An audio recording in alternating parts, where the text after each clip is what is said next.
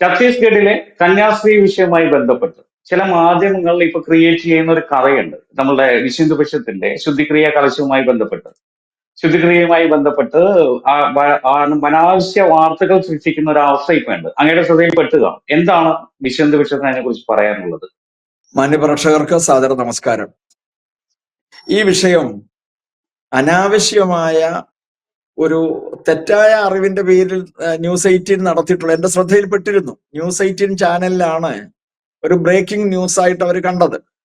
സംഭവം ശരിയാണ്. വിശ്വ ഹിന്ദു പരിഷത്തിന്റെ ചുമതലയിലെ ആഭിമുഖ്യത്തില് ബജരംഗദൾ പോലെ തന്നെ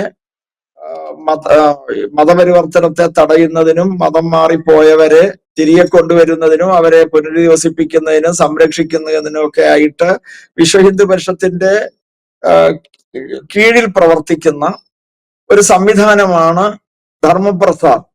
ആ ധർമ്മപ്രസാറിന്റെ ആഭിമുഖ്യത്തിൽ ഇന്നൊരു ശുദ്ധിക്രിയ ചടങ്ങ് നടന്നിട്ടുണ്ട്. അത് അവര് അതിന്റെ അപേക്ഷയും അതിന്റെ ബന്ധപ്പെട്ട എല്ലാ രേഖകളും നൽകിയതിന്റെ അടിസ്ഥാനത്തിലാണ് ആ ചടങ്ങ് ുള്ളത്. അപ്പൊ ഇതിനെയും കൂട്ടിക്കെട്ടിക്കൊണ്ട് ഛത്തീസ്ഗഡിൽ നടക്കുന്ന നിർബന്ധിത മതപരിവർത്തനവും മനുഷ്യക്കടത്തിനെയും കൂടി സാധൂകരിക്കാൻ ഇവിടെയും നടക്കുന്നുണ്ടല്ലോ എന്ന് സാധൂകരിക്കുന്നതിന് വേണ്ടിയുള്ള ശ്രമമാണ് ന്യൂസ് 18 ചാനല് അതിനുവേണ്ടി ശ്രമിച്ചിട്ടുള്ളത്.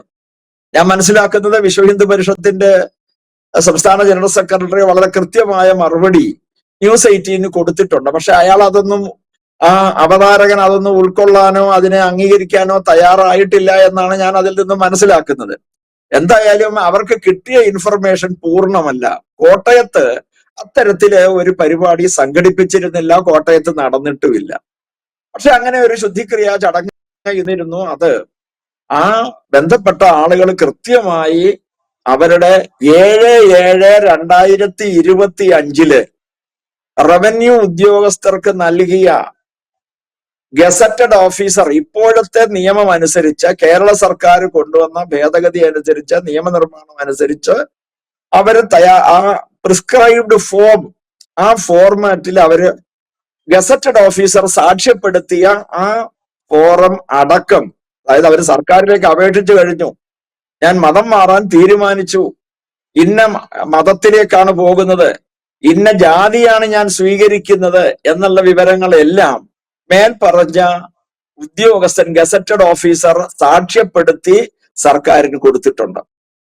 അതിന്റെ കൂടെയാണ് അവർ ഇന്ന് ആ സർട്ടിഫിക്കറ്റുമായിട്ടാണ് അല്ലെങ്കിൽ ആ ഫോമായിട്ടാണ് അവർ ഇന്ന് ഈ ചടങ്ങിന് അവരെത്തിയിരുന്നത്.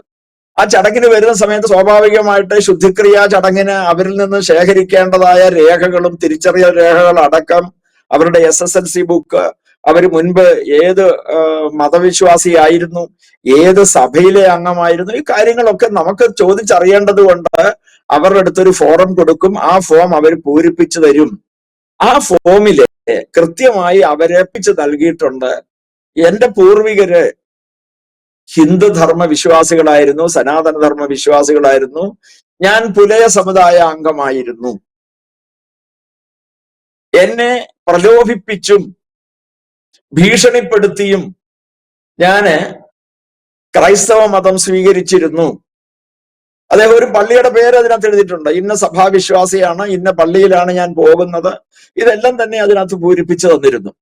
അപ്പൊ അതിന്റെ അടിസ്ഥാനത്തിലാണ് ഇന്ന് ശുദ്ധിക്രിയാകർമ്മം ചെയ്ത് അദ്ദേഹത്തിന്റെ പേര്, ഒപ്പ്, ഇതെല്ലാം ഗസറ്റിൽ വിജ്ഞാപനം ചെയ്യാനുള്ള കടലാസുകളെല്ലാം തയ്യാറാക്കി അദ്ദേഹത്തിന്റെ കയ്യിൽ കൊടുത്തയച്ചിട്ടുണ്ട്. ഗസറ്റ് വിജ്ഞാപനത്തിന് വേണ്ടി കളക്ടറേറ്റിലെ പബ്ലിക് റിലേഷൻസ് ഡിപ്പാർട്ട്മെന്റില് കൊടുത്ത് അതിന് വേണ്ട ക്രമീകരണങ്ങൾ ചെയ്യുന്നതിനും ഫീസ് അടയ്ക്കുന്നതിനും ഒക്കെ ആയിട്ട് അദ്ദേഹത്തോട് നിർദ്ദേശിച്ചിട്ടുണ്ട്. അദ്ദേഹം അതിനു വേണ്ടിയിട്ട് അദ്ദേഹവും തന്റെ സഹധർമ്മിണിയും 2 കുട്ടികളും അവര് അത് ചെയ്തിട്ടുണ്ട്. അപ്പൊ അതാണ് നടന്നിട്ടുള്ളത്. പിന്നെ ഛത്തീസ്ഗഡ് സംഭവം ഇതുമായി യാതൊരു ബന്ധവുമില്ല.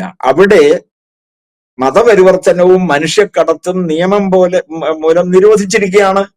നാം ഒരു കാര്യം മനസ്സിലാക്കണം, ഈ ഛത്തീസ്ഗഡ് സംഭവം ഇപ്പൊ ഉണ്ടായ സംഭവമാണല്ലോ. 2022 സമാനമായ ഒരു സംഭവം തൃശൂർ റെയിൽവേ സ്റ്റേഷനിൽ നടന്നല്ലോ. ഒരു കൂട്ടം പെൺകുട്ടികളെ റെയിൽവേ സ്റ്റേഷനിൽ കൊണ്ടുവന്ന് ഇറക്കുന്നു. ആ റെയിൽവേ സ്റ്റേഷനിൽ വന്നിറങ്ങിയ കുട്ടികള് സംശയാസ്പദമായ നിലയിൽ RPF ചോദ്യം ചെയ്യുകയും അവരെ കൂട്ടിക്കൊണ്ടുപോകാൻ വന്ന കന്യാസ്ത്രീകളെ, തൃശൂർ അതിരൂപതയുടെ കീഴിലുള്ളതാണ്, അവരെ കൂട്ടിക്കൊണ്ടുപോകാൻ വന്ന കന്യാസ്ത്രീകളും ഇരു കൂട്ടരെയും പോലീസ് ചോദ്യം ചെയ്ത സമയത്ത് എന്താ സംഭവിച്ചത്? അവർക്ക് വ്യക്തമായ യാതൊരു രേഖകളും കൈവശമില്ല, യാതൊരു മറുപടിയും അതിനകത്ത് അവർക്ക് പറയുവാനായിട്ടുണ്ടായിരുന്നില്ല. ആ ഒരു സാഹചര്യത്തിലാണ് അവരെ പോലീസ് അറസ്റ്റ് ചെയ്തിരുന്നല്ലോ. ഒരു മാധ്യമങ്ങളും അല്ലെങ്കിൽ മാപ്രകളും ആ വിഷയത്തെ സംബന്ധിച്ച് ഒരക്ഷരം ഉരിയാടിയില്ലല്ലോ. കഴിഞ്ഞ ദിവസം വിചാരണ കൂടാതെ തന്നെ, കാരണം എന്താണ്, അതിനുവേണ്ടി പോലീസ് പിന്നീട് രാഷ്ട്രീയ കളി കളിച്ചു.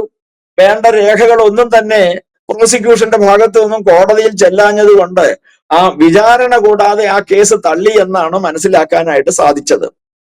ഇത് കേരളത്തിൽ നടന്ന സംഭവം. ഇതിനെ സംബന്ധിച്ച് ആരും ചർച്ചയാക്കിയില്ല. നാം ആലോചിച്ച് നോക്കണം. അതും മനുഷ്യക്കടത്ത് തന്നെയായിരുന്നു, മനുഷ്യക്കടത്ത് തന്നെയായിരുന്നു. ഇവിടെയും പെൺകുട്ടികളുടെ പരാതിയുടെ അടിസ്ഥാനത്തിലല്ലേ ഈ കേസ് എടുത്തിട്ടുള്ളത്? ഇവിടെ കേരളത്തിൽ എന്തെല്ലാം സംഭവ വികാസങ്ങൾ നടക്കുന്നു. കൃപാസനമായാലും ശരി, KP യോഹന്നാന്റെ ബിലീവേഴ്സ് ചർച്ചിന്റെ നടപടിക്രമങ്ങളായാലും, ഗോസ്പൽ ഫോർ ഏഷ്യയുടെ നടപടിക്രമങ്ങളായാലും എല്ലാം തന്നെ ഇവിടെ ആരെങ്കിലും എന്തെങ്കിലും ഇഷ്യൂസ് ഉണ്ടാക്കുന്നുണ്ടോ? എന്തെല്ലാം തെറ്റിദ്ധാരണാപരമായ പ്രവർത്തനങ്ങളാണ് തെറ്റിദ്ധരിപ്പിച്ച് പ്രലോഭിപ്പിച്ച് ആളുകളെ കബളിപ്പിക്കുകയല്ലേ പലരും ചെയ്യുന്നത്. പക്ഷെ ആരെങ്കിലും അതിനെതിരെ പ്രതികരിക്കൊണ്ടൊക്കെ സർക്കാർ പണം അതിനുവേണ്ടി ഉപയോഗിക്കുന്നു. തോമസ് ഐസക് ധനമന്ത്രിയായിരുന്ന സമയത്ത് ലക്ഷക്കണക്കിന് രൂപ കൃപാസനത്തിന് കൊടുത്തത് വളരെ വ്യക്തമല്ലേ? അപ്പൊ ഇത്തരത്തില് പാഞ്ചാലിമേട് കുരിശുമലയാക്കി മാറ്റാനായിട്ട് ശ്രമിച്ചില്ലേ? നാം ആലോചിച്ച് നോക്കേണ്ട വിഷയമാണ്. അപ്പൊ ഇതേമാതിരി അല്ലേ നിലയ്ക്കലിൽ കുരിശ് സ്ഥാപിച്ചതായാലും, പാലുകാച്ചിമലയിലെ വിഗ്രഹങ്ങൾ പൊട്ടിച്ചെറിഞ്ഞതായാലും, പോപ്പിന്റെ വേദികളെല്ലാം സ്മാരകങ്ങളാക്കണമെന്ന് പറഞ്ഞതും, അഗസ്ത്യ മഹാമുനിയുടെ വിഗ്രഹങ്ങൾ വലിച്ചെറിഞ്ഞിട്ട് സെന്റ് അഗസ്റ്റിനെ പ്രതിഷ്ഠിക്കാൻ തയ്യാറായതും, കന്യാകുമാരിയിലെ ദേവി കന്യാകുമാരിയെ തകിടം മറിച്ച് കന്യകാമറിയത്തെ പ്രതിഷ്ഠിക്കാൻ തയ്യാറായതും ഒക്കെ ഇവിടുത്തെ ഹിന്ദു സമൂഹം എന്ത് അപരാധം ചെയ്തു? അപ്പൊ ഹിന്ദുവിനെ തൊഴുന്തോറും തൊഴിക്കുക എന്ന ലക്ഷ്യത്തോടു കൂടി ഇതര മതവിഭാഗങ്ങൾ എന്തു പറയുന്നു അതിനു വേണ്ടിയിട്ട് മാത്രമായി കൂടെ നടക്കുന്നതായ ഒരു സ്ഥിതിവിശേഷം നമുക്ക് കാണാൻ കഴിയുന്നു. അപ്പൊ ഇവിടെ ഈ ഛത്തീസ്ഗഡ് സംഭവവുമായി ഇതിന് യാതൊരു ബന്ധവുമില്ല. മനഃപൂർവമായി കേരളത്തിലെ മാധ്യമങ്ങള് ഇവിടെ മനഃപൂർവ്വം പ്രശ്നങ്ങൾ സൃഷ്ടിക്കുക എന്ന ലക്ഷ്യത്തോടു കൂടിയാണ് ഇത്തരം നടപടികളുമായി മുമ്പോട്ട് പോകുന്നത്. അവിടെ കന്യാസ്ത്രീകൾ തെറ്റ് ചെയ്തിട്ടുണ്ട് എന്ന് പകൽ പോലെ വ്യക്തമാണ്. അതുകൊണ്ടാണ് കോടതി ജാമ്യം നിഷേധിച്ചത് എന്ന് പറഞ്ഞാൽ ആർക്ക് നിഷേധിക്കാനാവും? നിയമാനുസൃതമായിട്ട് രേഖകളെല്ലാം ഹാജരാക്കുകയാണെങ്കിൽ കന്യാസ്ത്രീകളും സഭാ നേതൃത്വവും അതേപോലെ ഇവിടുത്തെ രാഷ്ട്രീയ പാർട്ടികളും ഒക്കെ പറയുന്നത് ശരിയായിരുന്നു എങ്കിൽ അവർക്ക് കോടതിയിൽ നിന്നും നീതിപൂർവമായ ജാമ്യം അവർക്ക് ലഭിക്കുമായിരുന്നു. അതേസമയം ബജരംഗദളിന് വേണ്ടി ഹാജരായ അഭിഭാഷകൻ കൃത്യമായി പറഞ്ഞു ഇത് ഇവർ കുറ്റം ചെയ്തിട്ടുണ്ട്, അതിന്റെ രേഖകൾ മുഴുവൻ അവര് ഹാജരാക്കിയല്ലോ, അതിന്റെ അടിസ്ഥാനത്തിലാണ് ഇന്ന് ആ ജാമ്യം നിഷേധിച്ചത്, വ്യക്തമായ രേഖകളുടെ അടിസ്ഥാനത്തിലാണ്. അപ്പൊ ഈ ഒരു സാഹചര്യത്തില് ഇതിനെ മറ്റ് സംഭവങ്ങളുമായി കൂട്ടിക്കെട്ടാനായി ആർക്കും സാധിക്കയില്ല. അവർ തെറ്റ് ഉപ്പ് തിന്നവൻ വെള്ളം കുടിക്കട്ടെ, ഇതാണ് വിശ്വ ഹിന്ദു പരിഷത്തിന്റെ നിലപാട്. കന്യാസ്ത്രീകൾ തെറ്റ് ചെയ്തിട്ടുണ്ടെങ്കിൽ കന്യാസ്ത്രീ ആയാലും ശരി, കത്തനാരായാലും ശരി, ഉപദേശിയായാലും ആരായാലും ശരി, അവര് വെള്ളം കുടിക്കുക തന്നെ വേണം. എന്തായാലും വിശ്വ ഹിന്ദു പരിഷത്തിന്റെ നിലപാട് വ്യക്തമാണ്. മതപരിവർത്തന ശ്രമങ്ങൾ അവസാനിച്ചാൽ മതപരിവർത്തനത്തിനുള്ള പ്രതിരോധങ്ങൾ കൂടി വിശ്വ ഹിന്ദു പരിഷത്ത് അവസാനിപ്പിക്കും, ബജരംഗ് അവസാനിപ്പിക്കും. അത് വ്യക്തമാണ് അങ്ങയുടെ വാക്കുകളിൽ നിന്ന്. എന്തായാലും ഇത്രയും നേരം ഞങ്ങളുമായി സഹകരിച്ചതിന് നന്ദി സർ.